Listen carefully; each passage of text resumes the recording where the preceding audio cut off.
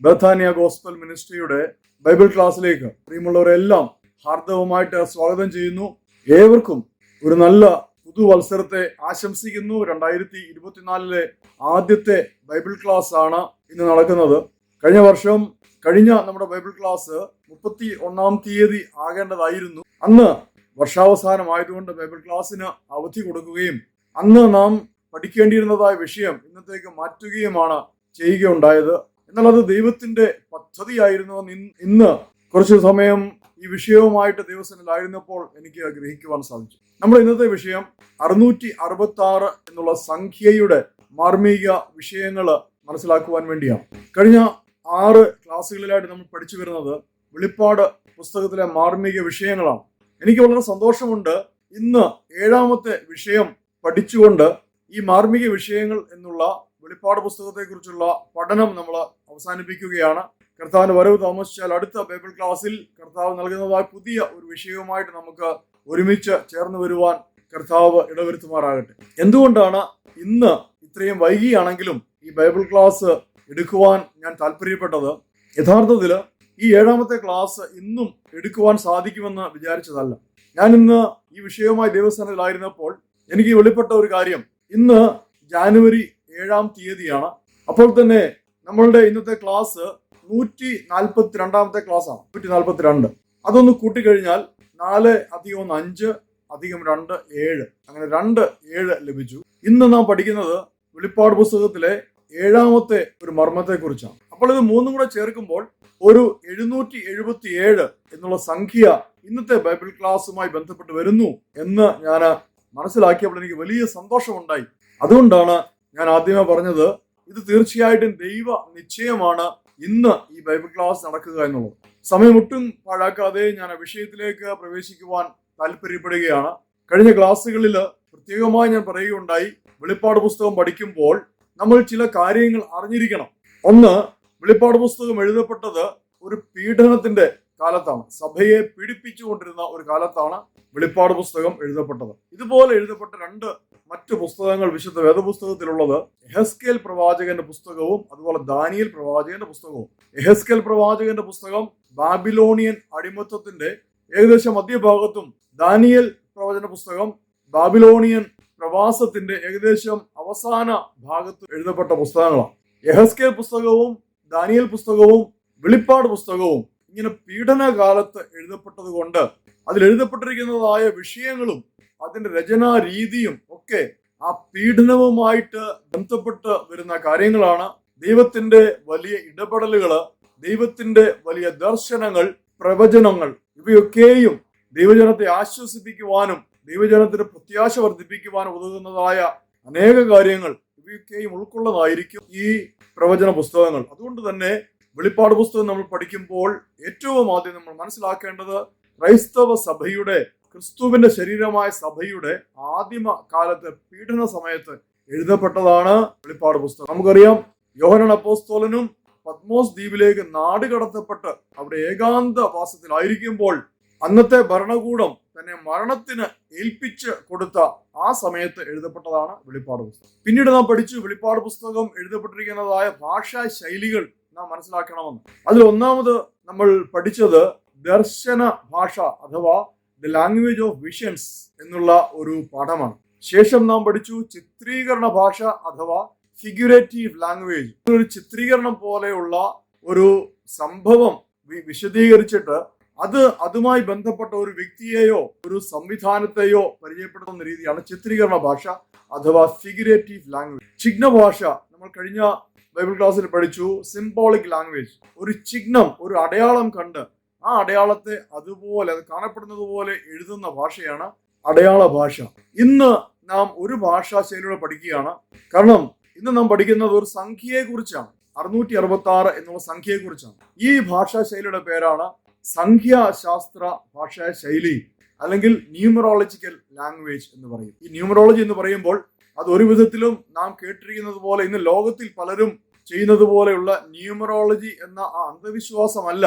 ഇത് ഹെബ്രായ ഭാഷയിൽ ഉള്ള ഒരു പ്രത്യേക ശാസ്ത്രമാണ്. അതിനെ ജമാത്രിയ അല്ലെങ്കിൽ ഗമാത്രിയ എന്ന് പറയും. അപ്പോൾ ആ ഒരു ഭാഷാ ശൈലിയുടെ പഠിച്ചെങ്കിൽ മാത്രം വെളിപ്പാട് പുസ്തകം പോലെയുള്ളതായ പ്രവചന പുസ്തകങ്ങൾ കൂടുതൽ ആഴത്തിൽ ഗ്രഹിക്കുവാൻ സാധിക്കുകയുള്ളൂ. ഇതൊന്നും പഠിച്ചില്ല എങ്കിൽ, ഇതൊന്നും മനസ്സിലാക്കിയില്ല എങ്കിൽ പലപ്പോഴും നാം വെളിപ്പാട് പുസ്തകം വായിച്ച് മനസ്സിലാക്കിയെടുക്കുകയും നമ്മുടെ ഉള്ളിൽ ഉയർന്നു വരികയും ചെയ്യുന്ന വ്യാഖ്യാനങ്ങളൊക്കെയും പലപ്പോഴും വിശുദ്ധ വചനവുമായിട്ട് ചേർന്ന് പോകുന്നത് ആയിരിക്കുകയില്ല. അതുകൊണ്ട് നാം വളരെ സൂക്ഷിച്ച് വേണം പ്രവചന പുസ്തകങ്ങൾ വായിച്ച് പഠിക്കുകയും അത് വ്യാഖ്യാനം ചെയ്യുകയും ചെയ്യുന്നതായിട്ട്. ഇന്നത്തെ പഠനത്തിനായിട്ട് നമുക്ക് വായിക്കാം വെളിപ്പാട് പുസ്തകം 13-ാം അധ്യായം 15 മുതൽ 18 വരെയുള്ളതായ വാക്യങ്ങൾ. മൃഗത്തിന്റെ പ്രതിമ സംസാരിക്കേണ്ടതിനും മൃഗത്തിന്റെ പ്രതിമയെ നമസ്കരിക്കാത്തവരെ ഒക്കെയും കൊല്ലിക്കേണ്ടതിന് മൃഗത്തിന്റെ പ്രതിമയ്ക്ക് ആത്മാവിനെ കൊടുപ്പാൻ അതിന് ബലം ലഭിച്ചു. വ്യാജപ്രവാചകന് ബലം ലഭിച്ചു. അത് ചെറിയവരും വലിയവരും സമ്പന്നന്മാരും ദരിദ്രന്മാരും സ്വതന്ത്രന്മാരും ദാസന്മാരുമായ എല്ലാവർക്കും വലം കൈമേലോ നെറ്റിമേലോ മുദ്ര കിട്ടുമാറാകും. ഇവിടെ ഒരു മുദ്രയെ കുറിച്ച്, മൃഗത്തിന്റെ പേരോ പേരിന്റെ സംഖ്യയോ ആയ മുദ്ര. അപ്പോൾ മുദ്ര ഏതെങ്കിലും ഒന്നായിരിക്കാം. ഒന്നെങ്കിൽ ഈ മൃഗത്തിന്റെ പേര് ആയിരിക്കാം, നാമമായിരിക്കാം, അല്ലെങ്കിൽ ആ പേരിനോട് ചേർന്ന ഒരു സംഖ്യയായിരിക്കാം. മുദ്രയുള്ളവനല്ലാതെ വാങ്ങുകയോ വിൽക്കുകയോ ചെയ്യുവാൻ വഹിയാതെ ആക്കും. ഇവിടെ ജ്ഞാനം കൊണ്ട് ആവശ്യം. ബുദ്ധിയുള്ളവൻ സംഖ്യ ഗണിക്കട്ടെ. അത് ഒരു മനുഷ്യന്റെ സംഖ്യ അത്രേ. അതിന്റെ സംഖ്യ 666. സ്തോത്രം. ഞാൻ പറഞ്ഞല്ലോ, വെളിപ്പാട് പുസ്തകം പോലെയുള്ള പ്രവചന പുസ്തകങ്ങളിൽ ഇതുപോലെ ചില സംഖ്യകളുടെ വിന്യാസം നമുക്ക് കാണുവാൻ സാധിക്കും. വിശുദ്ധ വേദപുസ്തകത്തിൽ അങ്ങോളം ഇങ്ങോളം സംഖ്യകളുടെ വിന്യാസം നമുക്ക് കാണുവാൻ സാധിക്കും. ജമാത്രിയ എന്നുള്ള ഈ എഴുത്ത് ശാസ്ത്രം വിശുദ്ധ വേദപുസ്തകത്തിൽ വളരെ നമുക്ക് അടുത്ത് അറിയുവാൻ സാധിക്കും. ആ ശാസ്ത്രത്തെക്കുറിച്ച് ഒരു അവബോധം ഉണ്ടായിട്ട് വിശുദ്ധ വേദപുസ്തകം നാം പഠിക്കുവാൻ ശ്രമിക്കുകയാണെങ്കിൽ അത് വളരെ നമുക്ക് പ്രോത്സാഹനം തരുന്ന വളരെ ഇൻട്രസ്റ്റിംഗ് ആയ ഒരു കാര്യമാണ്. ഒരു ചെറിയ ഉദാഹരണം ഞാൻ നിങ്ങളെ കാണിക്കാം. വിശുദ്ധ മത്തായിയുടെ സുവിശേഷം നമ്മൾ പഠിക്കുമ്പോൾ അതിന്റെ ആരംഭത്തിൽ തലമുറകളെ കുറിച്ച് എഴുതിയിരിക്കുന്നത് നമുക്ക് കാണുവാൻ സാധിക്കും. ജിനിയോളജി 1-ാം അധ്യായം 17-ാം വാക്യം ഇപ്രകാരം വായിക്കുന്നത്: ഇങ്ങനെ തലമുറകളാകെ അബ്രഹാം മുതൽ ദാവീദ് വരെ 14, ദാവീദ് മുതൽ ബാബേൽ പ്രവാസത്തോളം 14, ബാബേൽ പ്രവാസത്തിനോളം 14 ആകുന്നു. ഇങ്ങനെ 3 14 നമുക്ക് കാണുവാൻ സാധിക്കും. എന്നാൽ ആരെങ്കിലും കുറച്ച് സമയമെടുത്ത് ആ തലമുറകൾ ഒന്ന് എണ്ണി നോക്കുവാൻ ശ്രമിച്ചാൽ നമുക്ക് മനസ്സിലാക്കുവാൻ സാധിക്കും അവിടെ 14 തലമുറകൾ ഇല്ല എന്ന്. അത് അപൂർണമാണ്. അപ്പോൾ എന്തുകൊണ്ടാണ് ഇവിടെ 14 14 14 എന്ന ഒരു പ്രയോഗം വന്നിരിക്കുന്നത്? അത് മനസ്സിലാക്കുവാൻ ഈ ജാമിത്രിയ അല്ലെങ്കിൽ ഗമാട്രിയ എന്നുള്ളതായ ആ ഭാഷാ ശൈലി നാം മനസ്സിലാക്കണം. ഞാനത് വിശദീകരിക്കാം. ഈ ജമാത്രിയ എന്ന് പറഞ്ഞാല് ഹെബ്രായ ലിപികൾക്ക് ഓരോന്നിനും അതിൻ്റെതായ ഒരു ഭാരം സംഖ്യാക്രമത്തിൽ കൊടുത്തിരിക്കുക. അലഫ് എന്നതിന് 1, ബൈത്ത് എന്നതിന് 2, ഇങ്ങനെ ക്രമത്തിൽ. അങ്ങനെ ഹെബ്രായ ലിപികൾക്ക്, അക്ഷരങ്ങൾക്ക് അതിൻ്റെതായ ഒരു സംഖ്യയുണ്ട്. അപ്പോൾ ദാവീദ് എന്ന് നാം മലയാളത്തിൽ പറയുമെങ്കിലും ഹെബ്രായ ഭാഷയിൽ അത് ദാവൂദാണ്. ദാലത്ത്, വാഫ്, ദാലത്ത്. ഈ ദാലത്ത് എന്ന സംഖ്യയുടെ മൂല്യം 4 ആണ്. അപ്പോൾ തന്നെ വാവ് എന്ന സംഖ്യയുടെ മൂല്യം 6 ആണ്. അപ്പോൾ 4 + 4 + 6 കൂട്ടിക്കഴിയുമ്പോൾ നമുക്ക് ലഭിക്കുന്ന ഒരു സംഖ്യയാണ് 14 എന്നുള്ള സംഖ്യ. അതിന്റെ അർത്ഥം ദാവീദ് അല്ലെങ്കിൽ ദാവൂദ് എന്ന ആ പേരിന്റെ സംഖ്യ 14 ആണ്. ഇനി എന്തുകൊണ്ടാണ് ഇവിടെ വിശുദ്ധ മത്തായി സുവിശേഷം എഴുതിയപ്പോൾ ഈ 14ന്റെ ക്രമം വന്നിരിക്കുന്നത്? യേശുക്രിസ്തുവിന്റെ ജനനാവലിയുമായിട്ട് നമ്മൾ ദാവീദിനെ ഒന്ന് പഠിക്കുമ്പോൾ യഥാർത്ഥത്തിൽ യേശുക്രിസ്തുവിന്റെ ജനനാവലി, ജിനിയോളജി, അത് ദാവീദ് രാജാവുമായി വളരെ ബന്ധപ്പെട്ടതാണ്. ഒന്നുകൂടെ കടത്തി പറഞ്ഞാൽ ആ ജിനിയോളജിയുടെ, ആ ജനനാവലിയുടെ കേന്ദ്രം എന്ന് പറയുന്നത് ദാവീദാണ്. അതുകൊണ്ടാണ് റോമർക്ക് എഴുതിയ ലേഖനത്തിൽ പൗലോസ് അപ്പോസ്തലൻ പറയുന്നു, ജഡപ്രകാരം ദാവീദിന്റെ സന്തതിയായി ജനിച്ച്. കുരുടന്മാർ യേശുവിനെ വിളിക്കുന്നത് ദാവീദ് പുത്ര. അപ്പോൾ യേശുവിന് ദാവീദ് പുത്ര എന്ന അറിയപ്പെടുന്ന ദാവീദിന്റെ ഗോത്രത്തിൽ ജനിച്ച ഒരു യഹൂദനായിരുന്നു കർത്താവായ യേശു ക്രിസ്തു. അതുകൊണ്ട് തന്നെ മത്തായി ജനനാവലി എഴുതിയപ്പോൾ അവിടെ ദാവീദിന്റെ സംഖ്യ എടുത്ത് 3 പ്രാവശ്യം പറയുമ്പോൾ ആ ജനനാവലിയിൽ ഏറ്റവും പ്രാധാന്യം അർഹിക്കുന്ന ഒരു വ്യക്തിയുള്ളത് ദാവീദ് രാജാവാണെന്ന് എടുത്തു കാണിക്കുവാൻ ജമാത്രിയ എഴുത്ത് ശൈലിയിൽ എഴുതിയിരിക്കുന്ന ഒരു ഭാഗമാണ് നിങ്ങൾക്ക് സമയം കിട്ടുമ്പോഴോ ഒന്ന് എണ്ണി നോക്കുക. അത് 13, 14, 12 എന്നൊക്കെ നിങ്ങൾക്ക് കാണുവാൻ സാധിക്കും. അപ്പോൾ ചിലർ പറയും വിശുദ്ധ വേദപുസ്തകം തെറ്റാണെന്ന്. വിശുദ്ധ വേദപുസ്തകത്തിൽ എഴുതിയ പല കാര്യങ്ങളും തെറ്റാണെന്ന് തെളിയിക്കുവാനായിട്ട് പ്രത്യേകിച്ച് നിരീശ്വരവാദികളൊക്കെ ഉപയോഗിക്കുന്ന, യുക്തിവാദികളൊക്കെ ഉപയോഗിക്കുന്ന ഒരു ഭാഗമാണ്. അപ്പോൾ ഈ ഭാഷാശൈലി മനസ്സിലാക്കിയെങ്കിൽ മാത്രമേ നമുക്ക് അതിന് മറുപടി കൊടുക്കുവാൻ സാധിക്കും. വളരെ വേഗം ഞാൻ 1-2 കാര്യങ്ങളോട് പറഞ്ഞുകൊള്ളട്ടെ. വിശുദ്ധ വേദപുസ്തകം പഠിക്കുമ്പോൾ സ്വർഗത്തിന്റെ സംഖ്യ എന്ന് പറയുന്നത് 3 ആണ്. നമുക്ക് സ്വർഗത്തിൽ പിതാവ്, പുത്രൻ, പരിശുദ്ധാത്മാവ് എന്ന ത്രിയേക ദൈവത്തെയാണ് കാണുവാൻ സാധിക്കുന്നത്. അതുപോലെ തന്നെ സ്വർഗത്തിന് 3 തലങ്ങൾ, 3-ാം സ്വർഗം എന്ന് നാം കേട്ടിട്ടുണ്ട്. അതുപോലെ തന്നെ ദൈവവുമായി ബന്ധപ്പെട്ട് നമ്മൾ പഠിക്കുമ്പോൾ ദൈവത്തിന്റെ സ്വഭാവവുമായി ബന്ധപ്പെട്ട് പഠിപ്പിക്കുന്ന ഏറ്റവും അടിസ്ഥാനപരമായ 3 സ്വഭാവങ്ങളാണ് ദൈവത്തിനുള്ളത്. സർവ്വവ്യാപി, സർവജ്ഞാനി, സർവശക്തൻ. ഇത് ദൈവത്തിന് മാത്രം അവകാശപ്പെടാവുന്ന 3 സ്വഭാവങ്ങൾ. അപ്പോൾ തന്നെ സ്വർഗത്തിൽ ഉയർന്നു കേൾക്കുന്നതായ ഒരു ആരാധനയുടെ ശബ്ദമുണ്ട്. അത് പരിശുദ്ധൻ, പരിശുദ്ധൻ, പരിശുദ്ധൻ, ഖദോഷ്, ഖദോഷ്, ഖദോഷ് എന്ന 3 പദങ്ങൾ, ഒരു പദം തന്നെ 3 പ്രാവശ്യം പറയുന്നതാണ് നമുക്ക്. അപ്പോൾ സ്വർഗത്തിന്റെ സംഖ്യ എന്ന് പറയുന്നത് 3 ആണ്. അപ്പോൾ തന്നെ പ്രപഞ്ചത്തിന്റെ, ലോകത്തിന്റെ, വേൾഡ് എന്ന് പറയുന്നതിന്റെ സംഖ്യ 4 ആണ് എന്നാണ് ബൈബിൾ പണ്ഡിതന്മാർ അഭിപ്രായപ്പെടുന്നത്. അതുകൊണ്ട് സ്വർഗവും ലോകവും ചേരുമ്പോൾ 3 + 4 7 പൂർണ്ണസംഖ്യ നമുക്ക് ലഭിക്കുന്നു. ഈ പൂർണ്ണസംഖ്യ നമുക്ക് കാണുവാൻ സാധിക്കും. ഉൽപ്പത്തിയിലെ സൃഷ്ടികർമ്മവുമായി കൊണ്ട് 6 ദിവസം കൊണ്ട് സൃഷ്ടികർമ്മം പൂർത്തിയാക്കി. പക്ഷെ അതിന് പരിപൂർണത വരുന്നത് 7-ാമത്തെ ദിവസം ദൈവം തനിക്കായി വിശുദ്ധീകരിച്ചുകൊണ്ട്. അതുകൊണ്ടാണ് നമുക്ക് ഒരാഴ്ചയിൽ ഒരു പൂർണ്ണതയുള്ളത്, 7 ദിവസം എന്ന പൂർണ്ണത. അതുകൊണ്ടാണ് 6 ദിവസം ജോലി ചെയ്ത് 7-ാം ദിവസം നമ്മൾ ദൈവത്തിനെ ആരാധിക്കുവാനായിട്ട് മാറ്റി. പുതിയ നിയമത്തിൽ അങ്ങനെയില്ല. പുതിയ നിയമത്തിൽ 7 ദിവസവും നാം ദൈവസന്നിധിയിലാണ് ദൈവത്തെ ആരാധിക്കുന്നവരായിരിക്കണം. എങ്കിൽ തന്നെയും ഈ ലോകത്തിന്റെ ഒരു ഗതി അനുസരിച്ച് 6 ദിവസം ജോലിയും 7-ാം ദിവസം വിശ്രമവും, ആ വിശ്രമ ദിവസം നമ്മൾ ദൈവത്തെ ആരാധിക്കുവാനും ഒരുമിച്ച് കൂടുവാനും കൂട്ടായ്മ ആചരിക്കുവാനുമായിട്ട് നമ്മൾ ഉപയോഗിക്കുന്നു. അപ്പോൾ മനസ്സിലായല്ലോ ആ 7 എന്നുള്ളതായ കാര്യം. ഇതാണ് സംഖ്യാശാസ്ത്രം. ഞാൻ ഈ നിങ്ങളോട് പറഞ്ഞു തരുന്ന ഗമാത്രിയ എന്നുള്ള ആ ഭാഷാ ശൈലിയാണ്. ആ ഭാഷാ ശൈലിയിലും കൂടെയാണ് വെളിപ്പാട് പുസ്തകം എഴുതപ്പെട്ടിരിക്കുന്നത്. ഞാൻ പറഞ്ഞല്ലോ, ദൈവം സൃഷ്ടികർമ്മത്തിലൂടെ 7-നെ ഒരു പൂർണ്ണ സംഖ്യയാക്കി വെച്ചു. ഇനി ആ 7 പ്രാവശ്യം എഴുതുമ്പോൾ 777 എന്നൊരു സംഖ്യ നമുക്ക് ലഭിക്കും. അത് പൂർണ്ണതയുടെ പൂർണ്ണതയാണ്. പൂർണ്ണതയുടെ പൂർണ്ണത. നമുക്കത് കുറച്ചുകൂടെ അടുത്ത് ഗ്രഹിക്കുവാൻ ശ്രമിക്കാം. ഉൽപ്പത്തി പുസ്തകത്തിലെ ആദ്യത്തെ വാക്യം നമ്മൾ പഠിക്കുമ്പോൾ ദൈവം ആദിയില് ആകാശങ്ങളും ഭൂമിയും സൃഷ്ടിച്ചു. എറത്ത് ആൻഡ് ഷമയും എലോഹിം ബാറ എന്ന് നാം പഠിക്കുന്ന അവിടെ. അപ്പോൾ ഇവിടെ ദൈവം, ഭൂമി, സ്വർഗം, ഈ 3 പദങ്ങളുടെയും ഹെബ്രായ പദങ്ങൾ എടുത്തിട്ട് അതിലെ ഹെബ്രായ അക്ഷരങ്ങളുടെ മുമ്പ് പറഞ്ഞ പോലെയുള്ള സംഖ്യ കൂട്ടിച്ചേർക്കുമ്പോൾ നമുക്ക് ആകെ കിട്ടുന്ന ഒരു സംഖ്യയുണ്ട്. ആ സംഖ്യയും 777 ഞാൻ അതിലേക്ക് കൂടുതൽ പോകുന്നില്ല. ഇത്രയും മാത്രം നിങ്ങൾ മനസ്സിലാക്കുക. കാരണം നമുക്ക് സമയം കുറവായതുകൊണ്ട്. ഈ ഉൽപ്പത്തി പുസ്തകം 1-ാം അധ്യായത്തിലെ 1-ാം വാക്യത്തിലെ ദൈവം, ആകാശം, ഭൂമി, ഈ 3 പദങ്ങൾ ഹെബ്രായ ലിപിയിൽ എഴുതിയിട്ട് അതിന്റെ ആകെ തുക നമുക്ക് കിട്ടുന്നത് 777 എന്ന ഒരു സംഖ്യയാണ്. അപ്പോൾ ആ ഉൽപ്പത്തി 1-ന്റെ തന്നെ പൂർണ്ണതയുടെ പൂർണ്ണത നമുക്ക് കാണുവാൻ സാധിക്കും. ദൈവം ആകാശവും ഭൂമിയും സൃഷ്ടിച്ചു കഴിഞ്ഞപ്പോൾ പൂർണ്ണതയുടെ പൂർണ്ണതയായി ആ മുഴുവൻ സൃഷ്ടികർമ്മവും പൂർത്തിയാക്കി 7-ാം ദിവസം വിശ്രമിക്കുന്ന ദൈവത്തെ നമുക്ക് കാണുവാൻ സാധിക്കും. അപ്പോൾ മനസ്സിലായല്ലോ, 777 എന്ന് പറയുന്നത് പൂർണ്ണതയുടെ പൂർണ്ണതയാണ്. 7 എന്ന് പറയുന്നത് പൂർണ്ണസംഖ്യയാണ്.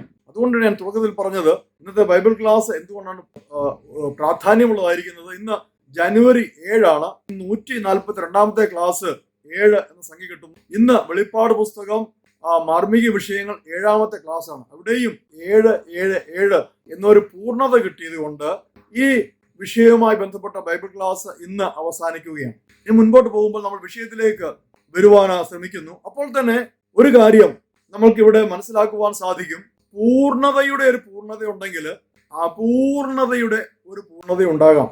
ഈ 777 എന്ന സംഖ്യയിൽ നിന്ന് ഓരോ 7-ൽ നിന്നും 1 കുറച്ചാൽ അത് അപൂർണതയാണ്. ഉദാഹരണത്തിന് 6 ദിവസം കൊണ്ട് കർത്താവ് സകലതും സൃഷ്ടിച്ചു, 7-ാം ദിവസം ഇല്ല എങ്കിൽ അത് അപൂർണതയാണ്. കർത്താവ് ഒരു ദിവസം കൂടെ ചേർത്തിട്ട് അതിനെ പൂർണ്ണതയാക്കി. അപ്പോൾ അതിൽ നിന്ന് ഒന്ന് കുറയുമ്പോൾ അത് അപൂർണതയാണ്. ആ അപൂർണമായ 6 എന്ന സംഖ്യ 3 പ്രാവശ്യം എഴുതുമ്പോൾ ഗമാത്രിയ ഭാഷാശൈലി പ്രകാരം അത് അപൂർണത എന്ന് പറയുമ്പോൾ അവിടെ തിന്മയുണ്ട്, അവിടെ മ്ലേച്ഛതയുണ്ട്. ആ അപൂർണതയുടെയും മ്ലേച്ഛതയുടെയും പൂർണ്ണതയാണ് 666. അതുകൊണ്ടാണ് വെളിപ്പാട് പുസ്തകത്തിൽ എതിർ ക്രിസ്തുവിന്, അധർമ്മ മൂർത്തിക്ക് 666 എന്നുള്ള സംഖ്യ യോഹന്നാൻ അപ്പോസ്തലൻ ദർശനത്തിൽ കണ്ട് അതുപോലെ പ്രിയമുള്ളവർക്ക് മനസ്സിലായി എന്ന് ഞാൻ പ്രതീക്ഷിക്കുന്നു. അതിനാലാണ് ഈ സംഖ്യ 666 എന്ന സംഖ്യ ഉപയോഗിച്ചിരിക്കുന്നത്. അപ്പോൾ തന്നെ ചില പഠനങ്ങളുണ്ട്, അത് 666 അല്ല 616 എന്നൊരു പഠനമുണ്ട്. അതിനെ പിന്താങ്ങുന്നതായ ചില തെളിവുകള് സമൂഹ മാധ്യമത്തിൽ ലഭ്യമാണ്. എന്നാൽ ഞാൻ അതിലേക്ക് പോകുന്നില്ല തൽക്കാലം. കാരണം ലോകമാകെ അംഗീകരിച്ചിരിക്കുന്ന, വേദപുസ്തക പണ്ഡിതന്മാർ അംഗീകരിച്ചിരിക്കുന്ന 666 എന്നുള്ള ആ സംഖ്യയെക്കുറിച്ച് നമുക്ക് ഇന്ന് പഠിക്കാം. കാരണം പലർക്കും വളരെ കേൾക്കുവാൻ ഇൻട്രസ്റ്റ് ഉള്ള, പലരും ഭയപ്പെടുന്ന ഒരു നമ്പറാണ്. റൊണാൾഡ് റീഗനെ കുറിച്ച് നമ്മൾ പഠിക്കുമ്പോൾ അദ്ദേഹത്തിന്റെ പേര് വരുമ്പോൾ എല്ലാം 666. അപ്പോൾ തന്നെ അദ്ദേഹത്തിന് വസിക്കുവാനായി ലഭിച്ച, ഞാനിത് മാധ്യമത്തിൽ വായിച്ചതാണ് കേട്ടോ, അദ്ദേഹത്തിന് വസിക്കുവാനായി ലഭിച്ച സ്ട്രീറ്റിന്റെ നമ്പർ 666. പിൽക്കാലത്ത് അദ്ദേഹത്തിന്റെ പ്രിയപ്പെട്ട ഭാര്യ അത് മാറ്റി 668 ആക്കി. അപ്പോൾ അക്കാലത്ത് ഒരു വലിയ പഠിപ്പിക്കലായിരുന്നു റൊണാൾഡ് റീഗൻ ആണ് എതിർ ക്രിസ്തു എന്നുള്ളത്. അതുപോലെ തന്നെ പീഡന സമയത്ത് നീരോ ചക്രവർത്തിയുടെ പേര് എഴുതി കൂടുമ്പോൾ 666, അത് ഹെബ്രായ ഭാഷയിൽ എഴുതി കൂടുമ്പോൾ 666 ലഭിക്കുന്നു. അങ്ങനെ ഈ കഴിഞ്ഞ 1500-1800 വർഷങ്ങളായിട്ട് ഈ വിഷയത്തെക്കുറിച്ച് വ്യാഖ്യാനിക്കുകയും പഠിപ്പിക്കുകയും ചെയ്യുന്നവർ അവരവർക്ക് ബോധിച്ച നിലയിൽ ചില വ്യാഖ്യാനങ്ങൾ നടത്തി എന്നുള്ളത് ശരിയാണ്. പക്ഷേ യഥാർത്ഥ എതിർ ക്രിസ്തു അതല്ല എന്ന് നമുക്ക് ബോധ്യമാകുവാൻ കർത്താവ് സഹായിക്കട്ടെ. അപ്പോൾ തന്നെ ഞാനതിനൊന്നും തെറ്റു പറയുന്നില്ല. കാരണം നമ്മൾ പഠിച്ചു വരുമ്പോൾ മനസ്സിലാകും, എതിർ ക്രിസ്തുവിന്റെ ആത്മാവിന്റെ വ്യാപാരം യോഹന്നാൻ അപ്പോസ്തലൻ ലേഖനം എഴുതുമ്പോൾ മുതൽക്കുണ്ടെങ്കിൽ, പൗലോസ് അപ്പോസ്തലൻ തെസലോനിക്കർക്ക് ലേഖനം എഴുതുമ്പോൾ അധർമ്മമൂർത്തിയുടെ ശക്തിയുടെ വ്യാപാരം, ആ മർമ്മം ഇപ്പോഴേ വ്യാപരിക്കുന്നുവെങ്കിൽ തീർച്ചയായിട്ടും കഴിഞ്ഞ 2000 വർഷങ്ങളായിട്ട് ഈ 666 സംഖ്യയുമായി ബന്ധപ്പെട്ട പല കാര്യങ്ങളും ലോകത്തിൽ ഉടലെടുത്തിട്ടുണ്ട്. നമുക്ക് ഇന്റർനെറ്റിനെ കുറിച്ചൊക്കെ www എന്നുള്ളത് ഒരു 666 പറഞ്ഞാൽ അത് എതിർ ക്രിസ്തുവാണെന്നല്ല ഞാൻ പറയുന്നത്. അങ്ങനെ നമ്മളുടെ ജീവിത ക്രമത്തില് പല സന്ദർഭങ്ങളിലും നമുക്ക് ഈ സംഖ്യയുമായിട്ട് ബന്ധപ്പെടുവാൻ ഇടവരുന്നുണ്ട്. അപ്പോൾ തന്നെ മനസ്സിലാക്കിക്കൊള്ളുക, ഈ 666 എന്നുള്ള സംഖ്യ എതിർ ക്രിസ്തുവുമായി ബന്ധപ്പെട്ടതാണ്, അധർമ്മമൂർത്തിയുമായി ബന്ധപ്പെട്ടതാണ്, മ്ലേച്ഛതയുമായി ബന്ധപ്പെട്ടതാണ്, വിഗ്രഹാരാധനയുമായി ബന്ധപ്പെട്ടതാണ്. ഇത് പ്രിയമുള്ളവർ മനസ്സിലാക്കിയിരിക്കണം. ഇനി അതിനെ ഭയപ്പെടണോ? ദൈവമക്കൾക്ക് അതിനെ ഭയപ്പെടേണ്ട യാതൊരു ആവശ്യവും ഇല്ല എന്നുള്ളത് ഞാൻ മുന്നമേ തന്നെ പറഞ്ഞുകൊള്ളട്ടെ. അതുകൊണ്ട് നമുക്ക് ഈ വിഷയം പഠിക്കുമ്പോൾ ആദ്യമായിട്ട് വെളിപ്പാട് പുസ്തകം എന്താണ് ഈ സംഖ്യയെക്കുറിച്ച് പഠിപ്പിക്കുന്നത്. ഞാൻ പലപ്പോഴും പറയുന്നുണ്ട്, നമ്മൾ പ്രത്യേകിച്ച് വെളിപ്പാട് പുസ്തകം വ്യാഖ്യാനിക്കുമ്പോൾ വെളിപ്പാട് പുസ്തകത്തിൽ തന്നെ അതിന്റെ വ്യാഖ്യാനം ഉണ്ടായിരിക്കും ഒരു മാർമീയ വിഷയത്തിന്. അതല്ല എങ്കിൽ, അവിടെ നമുക്ക് കാണുവാൻ സാധിക്കുന്നില്ല എങ്കിൽ, വിശുദ്ധ വേദപുസ്തകത്തിന്റെ ഇതര പുസ്തകങ്ങളിൽ അതേക്കുറിച്ചുള്ളതായ വ്യാഖ്യാനങ്ങൾ നമുക്ക് കാണുവാൻ സാധിക്കും. അപ്പോൾ വിശുദ്ധ വേദപുസ്തകത്തിലൂടെ മാത്രമേ നമ്മൾ വെളിപ്പാട് പുസ്തകത്തിലെ വിഷയങ്ങൾ വ്യാഖ്യാനിക്കാവൂ. സ്വന്തം വ്യാഖ്യാനം കൊടുക്കരുതേ, നമ്മൾക്ക് ബുദ്ധിയിൽ തോന്നുന്ന വ്യാഖ്യാനങ്ങളൊന്നും കഴിവതും കൊടുക്കരുതേ എന്ന ഒരു അപേക്ഷയുടെ ഞാൻ ഇന്നത്തെ ക്ലാസ്സിൽ നിങ്ങളുടെ മുമ്പാകെ വയ്ക്കുകയാണ്. ഇനി വെളിപ്പാട് പുസ്തകം നമ്മൾ വായിച്ച 13-ാം അധ്യായത്തില് 17, മൃഗത്തിന്റെ പേരോ പേരിന്റെ സംഖ്യയോ ആയ മുദ്ര ഉള്ളവനല്ലാതെ വാങ്ങുകയോ വിൽക്കുകയോ ചെയ്യാൻ വഹിയാതെയാകുന്നു. ഇവിടെ ജ്ഞാനം കൊണ്ട് ആവശ്യം ബുദ്ധിയുള്ളവൻ മൃഗത്തിന്റെ സംഖ്യ കാണിക്കട്ടെ. ഇവിടെ മൃഗത്തിന്റെ പേരിന്റെ സംഖ്യയാണ് 166. മൃഗത്തിന്റെ സംഖ്യയല്ല, മൃഗത്തിന്റെ പേരിന്റെ സംഖ്യയാണ്. എന്ന് വെച്ചാൽ ആ മൃഗത്തിന്റെ പേര് എഴുതുമ്പോൾ അതിനെ ഒരു പക്ഷേ ഗ്രീക്കിലോ ഹെബ്രായ ഭാഷയിലോ എഴുതി ഈ ജമാത്രിയ എന്നുള്ള ആ ഭാഷാശൈലി കൊണ്ട് അതിനെ വ്യാഖ്യാനിക്കുമ്പോൾ ആ പേരിന്റെ സംഖ്യയാണ് 666 എന്ന് ലഭിക്കുന്നത്. പ്രിയമുള്ളവർ മനസ്സിലാക്കണം. നമുക്കത് എങ്ങനെ മനസ്സിലാക്കാം? വെളിപ്പാട് പുസ്തകം തന്നെ 15-ാം അധ്യായം 2-ാം വാക്യം, തീ കലർന്ന പളുങ്കുകടൽ പോലെ മൃഗത്തോടും പ്രതിമയോടും പേരിന്റെ സംഖ്യയോടും ജയിച്ചവർ. വളരെ വ്യക്തമാണ്, മൃഗത്തിന്റെ പേരാണ് സംഖ്യയായിട്ട്. അതുകൊണ്ട് മൃഗത്തിന്റെ പേരോ പേരിന്റെ സംഖ്യയോ മുദ്ര ലഭിച്ചവർ എന്നുള്ള പ്രയോഗം ഉള്ളത്. ഇനിയും വെളിപ്പാട് പുസ്തകം 17-ാം അധ്യായം മൃഗത്തെക്കുറിച്ച്, നമ്മൾ ഈ മൃഗത്തെക്കുറിച്ച് നേരത്തെ പഠിച്ചതാണ്, ക്ലാസ്സുകൾ പഠിച്ചതാണ്, എങ്കിലും ഇവിടെ ഒന്നുകൂടെ ഞാനത് പ്രസ്താവിക്കുകയാണ്. വെളിപ്പാട് പുസ്തകം 17-ാം അധ്യായം മൃഗത്തെക്കുറിച്ച് വ്യക്തമായ വ്യാഖ്യാനം നൽകുന്നുണ്ട്. മൃഗം എന്നത് നമ്മൾ വിചാരിച്ചതുപോലെ ഒരു പുലിയോ ഒരു സിംഹമോ കടുവയോ അല്ല. പിന്നെ എന്താണ് മൃഗം എന്നത്? ഒരു അധികാര കേന്ദ്രത്തെ കാണിക്കുന്നു.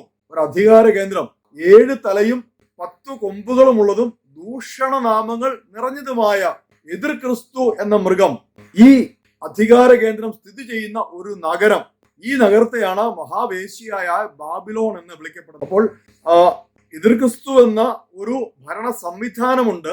ആ ഭരണ സംവിധാനത്തിന് എതിർ ക്രിസ്തു എന്ന ഒരു തലവനുണ്ട്. ഇവരെല്ലാം സ്ഥിതി ചെയ്യുന്ന ഒരു നഗരമുണ്ട്. ആ ഭരണം ഒരു നഗരത്തെ കേന്ദ്രമാക്കിയായിരിക്കും ഉയർന്നു വരുന്നത്.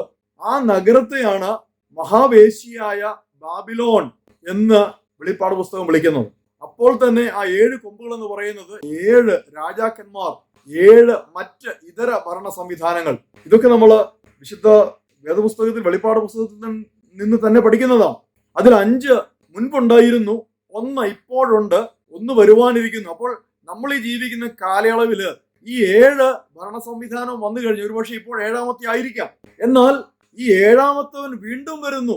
അതാണ് 8ാമത്തവനായിട്ട് വരുന്നത്. 8ാമത്തെ രാജാവ് ഭരണമേൽക്കുന്നു. ആ 8ാമത് വരുന്ന 7ലുള്ള ആ ഭരണാധികാരി ആയിരിക്കും ക്രിസ്തു എന്ന ഭരണാധികാരി. ഇത് പ്രിയമുള്ളവർ മനസ്സിലാക്കുക. അപ്പോൾ തന്നെ ആ 10 കൊമ്പ്, ഇവിടെ 7 തല എന്ന് ഞാൻ പറഞ്ഞു, 7 കൊമ്പല്ല, 7 തല.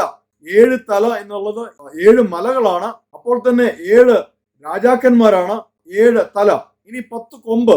10 കൊമ്പ് എന്ന് പറയുന്നത് 10 രാജാക്കന്മാരാണ്. ആ 10 രാജാക്കന്മാർ ഭരണമേറ്റിട്ടില്ല. അവർ കുറച്ചു സമയത്തേക്ക് ഭരണമേൽക്കും. ഈ ഭരണം, അവരുടെ അധികാരങ്ങളെല്ലാം വിട്ടുകൊടുക്കും, അടിമത്തം വെക്കും എതിർ ക്രിസ്തുവിന്റെ ഭരണത്തിന്. അപ്പോൾ ഇത്രയും കാര്യങ്ങളാണ് നമുക്ക് ഈ 666 എന്ന സംഖ്യയായ പേരുള്ള ഒരു എതിർ ക്രിസ്തു എന്ന ഒരു മൃഗം, ഒരു മൃഗമായിട്ട് ചിത്രീകരിക്കപ്പെട്ടിരിക്കുന്നതായ ഈ ഭരണ സംവിധാനത്തെ അപ്പോസ്തലൻ ദർശനത്തിൽ കണ്ടുകൊണ്ട് എഴുതുന്നു. പ്രിയമുള്ളവർ മനസ്സിലാക്കിയല്ലോ. ഇനിയും ഈ 666 എന്നത് ഒന്നുകിൽ ഒരു മനുഷ്യന്റെ പേരാകാം, നാമമാകാം, അല്ല എങ്കിൽ ഒരു മനുഷ്യൻ അധികാര കേന്ദ്രമായി പ്രവർത്തിക്കുന്ന ഒരു സംവിധാനം, ഭരണ സംവിധാനമാകാം. ഇനിയും ആരാണ് ഈ എതിർ ക്രിസ്തുവിനെ കാണുവാൻ പോകുന്നത്? ആരൊക്കെയായിരിക്കാം ആ സമയത്ത് ഈ ലോകത്തിൽ ജീവിച്ചിരിക്കുന്നത്? വെളിപ്പാട് പുസ്തകം വ്യക്തമായി പറയുന്നു, ജീവപുസ്തകത്തിൽ പേരെഴുതി കാണാത്തവനെല്ലാം ആ സംവിധാനത്തിന് കീഴിൽ വരും, അവന്റെ മുദ്ര ഏൽക്കും. അപ്പോൾ ഭാഗ്യവശാൽ നാം ഒന്നും ആ ഭരണ കേന്ദ്രത്തിനകത്ത് വരികയില്ല, ആ ഭരണ സംവിധാനത്തിൽ വരികയില്ല. നമ്മുടെയൊക്കെ പേര് ജീവപുസ്തകത്തിൽ എഴുതപ്പെട്ടിരിക്കുന്നത് കൊണ്ട് എന്നെ കേൾക്കുന്ന ഒരു വ്യക്തിയുടെയെങ്കിലും പേര് ജീവപുസ്തകത്തിൽ എഴുതപ്പെട്ടില്ല എങ്കിൽ, നിങ്ങൾ രക്ഷ പ്രാപിച്ചിട്ടില്ല എങ്കിൽ, നിങ്ങൾ ക്രിസ്തുവിന്റെ കൽപ്പനയാകുന്ന വിശ്വസിച്ചതിന് ശേഷമുള്ള മുങ്ങൽ സ്നാനം പരിശുദ്ധ ത്രിയേകത്വ നാമത്തിൽ എടുത്ത വ്യക്തി അല്ല എങ്കിൽ, നിങ്ങൾ പരിശുദ്ധാത്മ അഭിഷേകം, പരിശുദ്ധാത്മ നിറവ് പ്രാപിച്ച വ്യക്തി അല്ല എങ്കിൽ, ഇപ്പോഴാണ് സുപ്രധാന കാലം, ഇപ്പോഴാണ് രക്ഷാസമയം. പ്രിയമുള്ളവരെ, സ്നേഹത്തോടെ ഞാൻ ആഹ്വാനം ചെയ്യുന്നു, നിങ്ങൾ യേശു ക്രിസ്തു വിശ്വസിച്ച് മാനസാന്തരപ്പെട്ട് ആ വിശ്വാസത്തെ ഏറ്റുപറഞ്ഞ് കർത്താവിന്റെ കൽപ്പനയാകുന്ന സ്നാനമേറ്റ് സഭയോട് ചേർന്ന് സ്തോത്രം പരിശുദ്ധാത്മ സ്നാനമേറ്റ് വേർപാട് വിശുദ്ധിയോടെ ദൈവത്തെ ആരാധിക്കുന്നവരായിരിക്കട്ടെ എന്ന് പ്രത്യാശിക്കുന്നു. ഞാൻ അതിനായി പ്രാർത്ഥിക്കുന്നു, നിങ്ങളെ അനുഗ്രഹിച്ച് പ്രാർത്ഥിക്കുന്നു. ഇനിയും ഒരു കാര്യം കൂടെ നമുക്ക് അവിടെ കാണുവാൻ സാധിക്കുന്നത്, അന്ന് ലോകത്തിൽ ജീവിച്ചിരിക്കുന്ന സകലമാന ജനങ്ങളുടെയും ക്രയവിക്രയങ്ങൾ നിയന്ത്രിക്കുന്ന ഒരു ഭരണ സംവിധാനമായിരിക്കും അത്. എന്ന് വെച്ചാൽ കൊടുക്കൽ വാങ്ങലും വിൽപ്പനയും നിയന്ത്രിക്കുന്ന ഒരു കച്ചവടവുമായി ബന്ധപ്പെട്ട ഒരു സംഖ്യയുമാണ് ഈ 666. ഇതും പ്രിയമുള്ളവർ മനസ്സിലാക്കുക. അതേക്കുറിച്ച് ഒരു ഉദാഹരണം പറയുകയാണെങ്കിൽ, ഇതെന്റെ മനസ്സിൽ വന്നൊരു ഉദാഹരണമാണ്. അതാണ് യാഥാർത്ഥ്യം എന്ന് പ്രിയമുള്ളവര് വിചാരിക്കരുത്. ഞാൻ ഉദാഹരണം നിങ്ങൾക്ക് മനസ്സിലാക്കുവാൻ വേണ്ടി പറയുകയാണ്. ഇന്ന് നിലവിൽ ഉള്ള ലോക വ്യാപാര സംഘടന പോലെ നമുക്കറിയാം, വേൾഡ് ട്രേഡ് ഓർഗനൈസേഷൻ ഇന്ന് ലോകത്തിലുള്ള ഒരു വ്യാപാര നിയന്ത്രണ സംഘടനയാണ്. ലോകത്തിലുള്ള എല്ലാ ക്രയവിക്രയങ്ങളെയും വ്യാപാരത്തെയും ഏകോപിപ്പിക്കുവാനുള്ള ഒരു സംഘടനയാണ് WTO, വേൾഡ് ട്രേഡ് ഓർഗനൈസേഷൻ. അപ്പൊ അതുപോലെ ഇന്നതുണ്ട്. അതുപോലെ ഭാവിയിൽ ഉയർന്നു വരുവാൻ സാധ്യതയുള്ള ഒരു കച്ചവട ഭരണ സംവിധാനമായിരിക്കും ഈ 666 ഉടമ പ്രിയമുള്ളവർ മനസ്സിലാക്കുക. അത് ഇതുവരെ വന്നിട്ടില്ല, അത് വരുവാനുള്ളതേ ഉള്ളൂ. ദയവ് ചെയ്ത് നമ്മൾ ചുറ്റുപാടും കാണുന്നതല്ല എതിർ ക്രിസ്തുവാണ് എന്ന് വിചാരിക്കരുത്. അത് എതിർ ക്രിസ്തുവിന്റെ വ്യാപാരമാണ്, എതിർ ക്രിസ്തുവിന്റെ ആത്മാവിന്റെ വ്യാപാരമാണ്, അധർമ്മമൂർത്തിയുടെ മർമ്മത്തിന്റെ വ്യാപാരമാണ് എന്ന് മാത്രം നിങ്ങൾ ഗ്രഹിക്കാവൂ. അത് എതിർ ക്രിസ്തു അല്ല, അത് വരുവാനിരിക്കുന്നതേ ഉള്ളൂ. ഇനിയും ആ സംഘടനയുടെ ഒരു തലവൻ ഉണ്ടായിരിക്കും, ഒരു വ്യക്തി, അതിന്റെ ഭരണസമിതിയുടെ തലവനായിട്ട് തിരഞ്ഞെടുക്കപ്പെട്ട ആ വ്യക്തി ആയിരിക്കും ഭരണം നടത്തുന്നത്. ഒരുപക്ഷെ ആ വ്യക്തിയുടെ പേരിന്റെ സംഖ്യ ആയിരിക്കും ഈ 666. ഇതുവരെയും അങ്ങനെ ഒരു വ്യക്തി ഈ ലോകത്തിൽ ഇതുവരെ ജനിച്ചിട്ടില്ല, ജനിച്ചോ എന്നറിയില്ല, ഇതുവരെ പരസ്യമായിട്ട് വന്നിട്ടില്ല, തിരഞ്ഞെടുക്കപ്പെട്ടിട്ടില്ല. അത് മാത്രമല്ല, സഭ ഇപ്പോൾ ഭൂമിയിലുണ്ട്. ഈ സംഘടനയുടെ ആസ്ഥാനം ഇറാഖ് ആയിരിക്കുവാനാണ് സാധ്യത. എന്തുകൊണ്ടാണ് ഞാനത് പറഞ്ഞത്? ബാബിലോൺ എന്ന പേരുമായിട്ടുള്ള ബന്ധം ഉണ്ട്, ഒന്ന്. രണ്ട്, ഞാനത് പറയുവാൻ കാരണമുണ്ട്. ഇന്ന് തന്നെ ലോകത്തിൽ ധാരാളം ഭരണ കൂട്ടായ്മകളുണ്ട്. നമുക്കറിയാം, യൂറോപ്യൻ യൂണിയൻ ഉണ്ട്, അമേരിക്കയിലെ ചില രാഷ്ട്രങ്ങൾ ചേർന്ന്, നോർത്ത് അമേരിക്കയിലെ ചില രാഷ്ട്രങ്ങൾ ചേർന്ന ഒരു യൂണിയൻ ഉണ്ട്, സൗത്ത് അമേരിക്കൻ യൂണിയൻ ഉണ്ട്, അതുപോലെ തന്നെ ഏഷ്യൻ യൂണിയൻ ഉണ്ട്. യഥാർത്ഥത്തിൽ ഇന്ത്യയും ചൈനയും ഒക്കെ ചേർന്ന്, പാകിസ്ഥാനും ഒക്കെ ചേർന്ന് ഒരു സംഘടന രൂപപ്പെട്ടു വരികയാണ്. അപ്പോൾ തന്നെ നമുക്കറിയാം, അറേബ്യൻ രാഷ്ട്രങ്ങൾ ചേർന്ന് ഇപ്പോഴേ അവർ തമ്മിൽ വലിയ ധാരണയായി കഴിഞ്ഞിരിക്കുകയാണ്. ഈ കഴിഞ്ഞ ഇടയ്ക്ക് ഏകദേശം 6-7 രാഷ്ട്രങ്ങളിൽ പോകുവാൻ ഒരു വിസ മതി എന്നുള്ള നിയമം വന്നിരിക്കുന്നു. ഇനിയും വീണ്ടും ഞാൻ പറയുന്നത്, എന്തുകൊണ്ടാണ് ഇറാഖ് ഞാൻ കാണുന്നത്? ഈ യൂണിയനുകൾ, ഈ ഭരണ സംഘടനകൾ നോക്കിക്കഴിഞ്ഞാൽ അതിൽ ഏറ്റവും അംഗബലം കൂടിയത് അറബ് രാഷ്ട്രങ്ങളാണ്, അഥവാ മിഡിൽ ഈസ്റ്റ്, മധ്യ പൂർവ രാഷ്ട്രങ്ങളുടെ അംഗസംഖ്യയാണ് ഈ ഓർഗനൈസേഷനിൽ കൂടി നിൽക്കുന്നത്. അപ്പോൾ നാം കാണുന്ന ആ 10 കൊമ്പ് എന്ന് പറയുന്നത് പോലെ ഇതുപോലെയുള്ള 10 ഭരണ സംഘടനകൾ ഉടലെടുത്താൽ അതിൽ ഭൂരിപക്ഷം വരുന്നത് അറബ് രാഷ്ട്രങ്ങൾക്കായിരിക്കും. അങ്ങനെ വരുമ്പോൾ ഇറാഖ് അതിന്റെ ഒരു തലസ്ഥാനമായിരിക്കുവാനുള്ള എല്ലാ സാധ്യതയും ഉണ്ട്. അങ്ങനെ വരുമ്പോൾ ഒരു അറബി ഈ സംവിധാനത്തിന് തലവനായിരിക്കുവാനുള്ള എല്ലാ സാധ്യതയും ഉണ്ട്. ഞാൻ ഉദാഹരണോട് പറയുകയാണ്, ദയവ് ചെയ്ത് ഇതാണ് അന്തിമ തീരുമാനമെന്ന് ഒരിക്കലും ആരും പറയരുത്. നിങ്ങൾക്ക് കാര്യം മനസ്സിലാക്കുവാനായിട്ട് ഞാൻ പറഞ്ഞെന്ന് മാത്രമേ ഉള്ളൂ. അപ്പോൾ ആ വ്യക്തിയുടെ പേര് തീർച്ചയായിട്ടും 666 എന്ന് എഴുതി കൂട്ടി വരുമ്പോൾ സംഖ്യ ലഭിക്കും. മാത്രമല്ല, സംഘടനയുടെ പേരും അങ്ങനെ തന്നെ ആയിരിക്കും. ഇപ്പൊ വേൾഡ് ട്രേഡ് ഓർഗനൈസേഷൻ എന്ന് പറയുന്ന പോലെ അന്ന് ആ സംഘടനയുടെ പേര് ഈ 666 എന്ന സംഖ്യ വരത്തക്ക വിധത്തിലായിരിക്കും. നമുക്കറിയാം, ഇന്ന് ലോകമെമ്പാടും ഈ 666 എന്ന സംഖ്യയുടെ വലിയ ഒരു അഭിനിവേശമാണ്. ചിലർ കാറുകളുടെ നമ്പർ അത് വേണം എന്ന് ശഠിക്കുന്നു, ചിലരുടെ ഭവനത്തിന്റെ പേര് 666 എന്നിടുന്നു.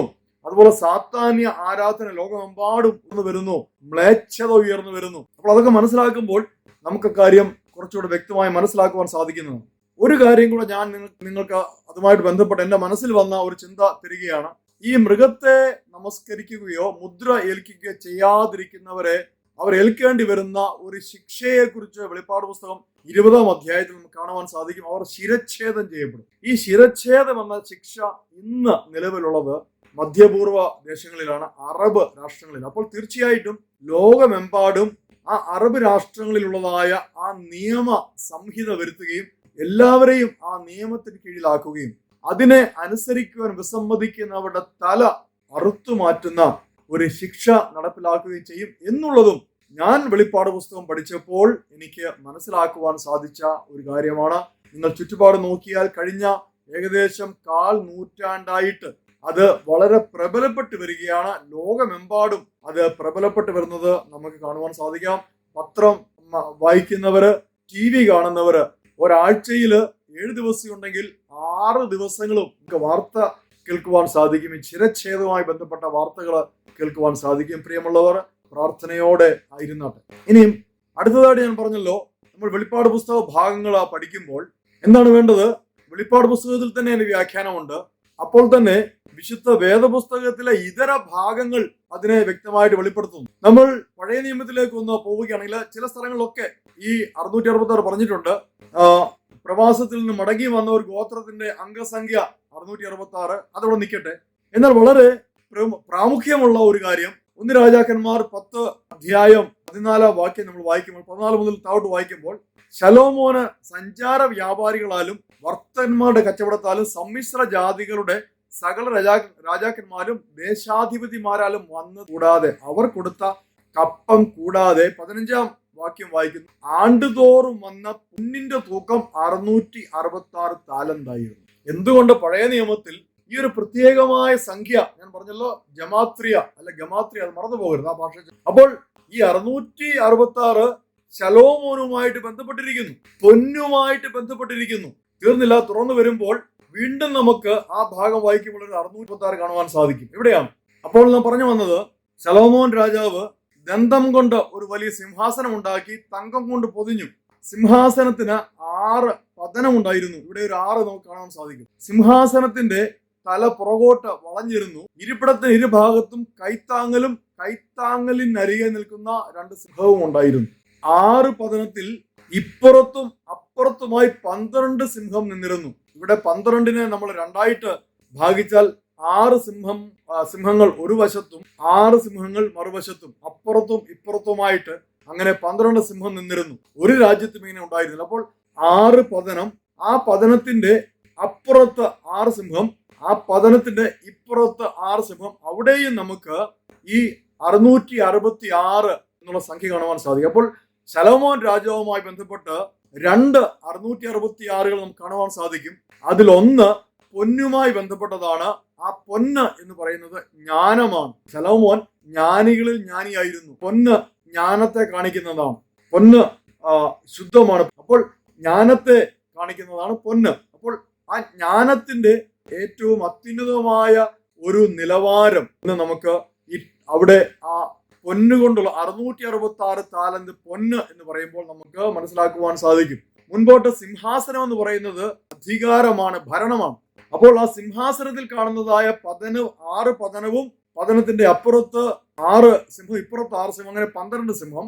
അങ്ങനെ അവിടെയും ഇരുന്ന് ഭരണം ചെയ്യുന്നതായ സിംഹാസനത്തിലും ഒരു 666 കാണുവാൻ നമുക്ക് സാധിക്കും. അപ്പോൾ ഇത് രണ്ടും നോക്കുമ്പോൾ അത് വ്യാപാരവുമായി ബന്ധപ്പെട്ടതാണ്. കാരണം ശലോമോൻ രാജാവ് ജ്ഞാനി മാത്രമായിരുന്നില്ല, ലോകത്തുള്ള സകലമാന രാഷ്ട്രങ്ങളുമായിട്ട് വ്യാപാര ബന്ധത്തിൽ ഏർപ്പെട്ട ഒരു രാജാവാണ് ശലോമോൻ. ഇവിടെ നോക്കിയേ, നമുക്ക് ഈ 666 എന്ന പഴയ നിയമത്തിൽ രാജാക്കന്മാരുടെ പുസ്തകത്തിൽ കാണുന്ന ശലോമോൻ രാജാവുമായി ബന്ധപ്പെട്ട് കാണുന്ന ഈ കാര്യത്തിൽ എന്തെല്ലാം പഠിക്കുവാൻ സാധിച്ചു? 666 എന്ന് പറയുന്നത് ജ്ഞാനവുമായി ബന്ധപ്പെട്ട ഒരു സംഖ്യയാണ്, ഭരണവുമായി ബന്ധപ്പെട്ട ഒരു സംഖ്യയാണ്, കച്ചവടവുമായിട്ട് ബന്ധപ്പെട്ട സംഖ്യയാണ്. മാത്രമല്ല ശലോമോൻ രാജാവ് തന്റെ ആദ്യ കാലത്ത് വളരെ നല്ലവനായി ജീവിച്ച ഒരു വ്യക്തിയാണ്, ദൈവഭക്തനായി ജീവിച്ച വ്യക്തിയാണ്. എന്നാൽ പിൽക്കാലത്ത് നാം കാണുമ്പോൾ, ശലോമോൻ രാജാവിനെ നമ്മൾ പിൽക്കാലത്ത് കാണുമ്പോൾ മ്ലേച്ഛതയുടെ ഒരു മൂർത്തി ഭാവമായിട്ട് കാണുവാൻ സാധിക്കും. എന്ത് ചെയ്തു? അയൽ രാജ്യങ്ങളിൽ നിന്നെല്ലാം താൻ വിവാഹബന്ധത്തിൽ ഏർപ്പെട്ട് അനേക ഭാര്യമാരെയും വെപ്പാട്ടികളെയും സമ്പാദിച്ചപ്പോൾ തന്നെ അവർ ആരാധിച്ചിരുന്ന മിഥ്യാമൂർത്തികളെയും വിഗ്രഹങ്ങളെയും തന്റെ രാജ്യത്തേക്ക് കൊണ്ടുവരികയും അവയുടെ എല്ലാം സേവകനായി തീരുകയും ചെയ്തു. ശലോമോൻ രാജാവുമായി ബന്ധപ്പെട്ട ഈ 666 മ്ലേച്ഛതയുടെ കൂടെയാണ്, വ്യഭിചാരത്തിന്റെ പൂർണ്ണത കൂടെയാണ്, അശുദ്ധിയുടെ പൂർണ്ണത കൂടെയാണ്. അപ്പോൾ ഈ കാര്യങ്ങളെല്ലാം ഗ്രഹിച്ചുകൊണ്ട് നമ്മൾ വെളിപ്പാട് പുസ്തകത്തിലേക്ക് വന്നത്. അപ്പോൾ ചിലർ പഠിപ്പിക്കുന്നുണ്ട് ഈ എതിർ ക്രിസ്തു എന്ന് പറയുന്നത് ശലോമോൻ രാജാവായിരിക്കുമെന്ന്. ഒരിക്കലുമല്ല. ശലോമോൻ രാജാവ് ജീവിച്ചു, മരിച്ചു, അടക്കം ചെയ്യപ്പെട്ടു. ആ ശലോമോൻ രാജാവിന്റെ ഭാവി എന്താകുമെന്നും ഒക്കെ കർത്താവിന്റെ കയ്യിലാണ് തീരുമാനം.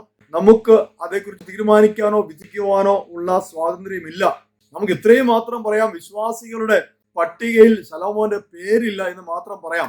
ഒരിക്കലും ശലോമോൻ ഉയർത്തെഴുന്നേറ്റ് വന്ന് എതിർ ക്രിസ്തുവായി ഭരിക്കുമെന്ന് ആരെങ്കിലും പഠിപ്പിക്കുന്നെങ്കിൽ വിശുദ്ധ വേദപുസ്തകം അത് സപ്പോർട്ട് ചെയ്യുന്നില്ല എന്ന് മാത്രം മനസ്സിലാക്കുക.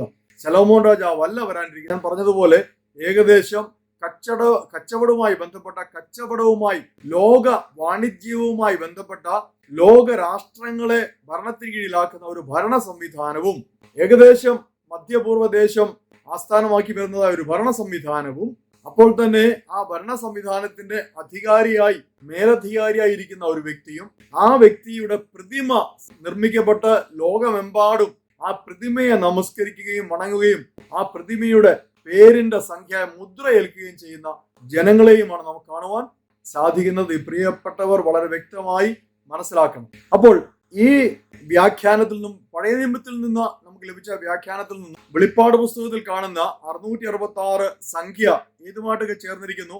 അവിടെ ഒരു കാര്യമുള്ള ജ്ഞാനം കൊണ്ടാണ് ഈ സംഖ്യ നമ്മൾ ഗ്രഹിച്ചറിയേണ്ടത്. അപ്പോൾ ഈ 666 ജ്ഞാനവുമായിട്ട് ബന്ധമുണ്ട്. അപ്പോൾ തീർച്ചയായിട്ടും ആ സമയമാവുമ്പോഴേക്ക് ഈ ലോകത്തിലെ ഇപ്പോൾ തന്നെ ജ്ഞാനം വളരെ ഉയർന്ന നിലയിലാണ്. ഇപ്പോൾ ജനിക്കുന്ന കുഞ്ഞുങ്ങൾ പോലും ജ്ഞാനികളായിട്ടാണ് ജനിക്കുന്നത്. അവരുടെ കയ്യിൽ മാതാപിതാക്കൾ ചില കുഞ്ഞുങ്ങളുടെ കയ്യിലേക്ക് സ്മാർട്ട് ഫോൺ കൊടുക്കാറുണ്ട്. അതിൽ ഉള്ള ഗൂഗിളിൽ നമ്മൾ എന്ത് സെർച്ച് ചെയ്താലും ഈ ലോകത്തുള്ള എല്ലാ ജ്ഞാനവും നമുക്ക് നമ്മുടെ കൈവെള്ളയിൽ ഇന്ന് ഉണ്ട്. അപ്പോൾ ഓർത്തു നോക്കുക, വരുവാൻ പോകുന്നതായ ഭരണ സംവിധാനം ജ്ഞാനം എന്ന കാര്യം സംബന്ധിച്ച്, വിസ്ഡം എന്ന കാര്യം സംബന്ധിച്ച്, നോളജ് എന്ന കാര്യം സംബന്ധിച്ച് ഏറ്റവും അത്യുന്നതമായി നിൽക്കുന്ന അവസ്ഥയിലായിരിക്കും. ആ ജ്ഞാനം കൊണ്ടായിരിക്കും, ആ ടെക്നോളജി കൊണ്ടായിരിക്കും, ആ അറിവ് കൊണ്ടായിരിക്കും, നോളജ് കൊണ്ടായിരിക്കും എതിർ ക്രിസ്തു ഈ ലോകത്തിന് മേൽ ഭരണം നടത്തുവാൻ പോകുന്നത്. അപ്പോൾ ജ്ഞാനത്തിന്റെ ഒരു വലിയ ഉന്നത ഭാവം നമുക്ക് അവിടെ കാണുവാൻ സാധിക്കും.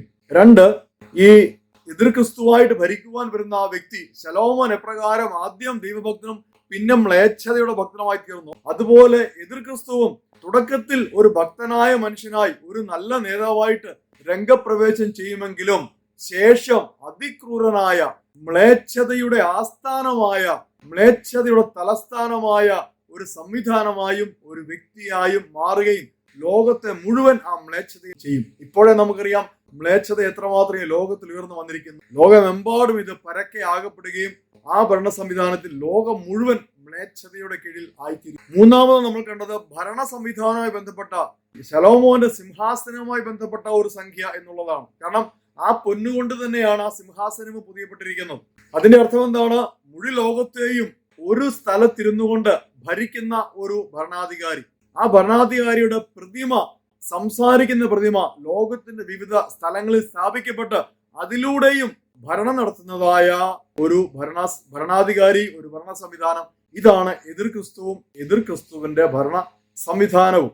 അപ്പോൾ ഇത്രയും കാര്യങ്ങൾ നമ്മൾ 666 എന്ന സംഖ്യയെക്കുറിച്ച് പഠിക്കുമ്പോൾ നമുക്ക് മനസ്സിലാക്കുവാൻ സാധിക്കുന്നത്, നമ്മൾ കഴിഞ്ഞ ദിവസങ്ങളൊക്കെ ഇപ്പോഴും കേട്ടുകൊണ്ടിരിക്കുന്നു, ഇതാണ് 666, ഇന്നതാണ് 666. നിങ്ങൾക്കറിയാമോ, ഒരു സോഫ്റ്റ് ഡ്രിങ്ക്സ് ഉണ്ട്, അത് വാവ് വാവ് വാവ് എന്ന്, അതിന്റെ പേര് തന്നെ അങ്ങനെയാണ്. എന്ന് വെച്ചാൽ ഹെബ്രായ ഭാഷയിലെ വാവ് എന്നുള്ള ആ അക്ഷരം 3 വരകളായിട്ട് എഴുതിയ ഒരു ടിൻഡ് സോഫ്റ്റ് ഡ്രിങ്ക് നമുക്കിന്ന് ലഭ്യമാണ്. ചിലർ പറയുന്നത് കേട്ടു, അതിന്റെ ഫണ്ട് മുഴുവൻ പോകുന്നത് സാത്താന്യ ആരാധനയ്ക്കാണെന്ന്. എനിക്കറിയില്ല, ഞാൻ അതേക്കുറിച്ച് പറയുവാൻ പ്രാർത്ഥന. അപ്പോൾ തന്നെ ഈ സംഖ്യ ഉപയോഗിച്ചുള്ളതായ ക്രയവിക്രയങ്ങളും ബിസിനസ് സംരംഭങ്ങളും അതുപോലെ ആരാധനയും ഒക്കെ ഇന്ന് ലോകത്തിന്റെ അങ്ങോളം ഇങ്ങോളമുള്ള മുക്കിനും മൂലയിലും വ്യാപിച്ച് വന്നുകൊണ്ടിരിക്കുകയാണ്. അതിന്റെയൊക്കെ അർത്ഥം എന്താണ്?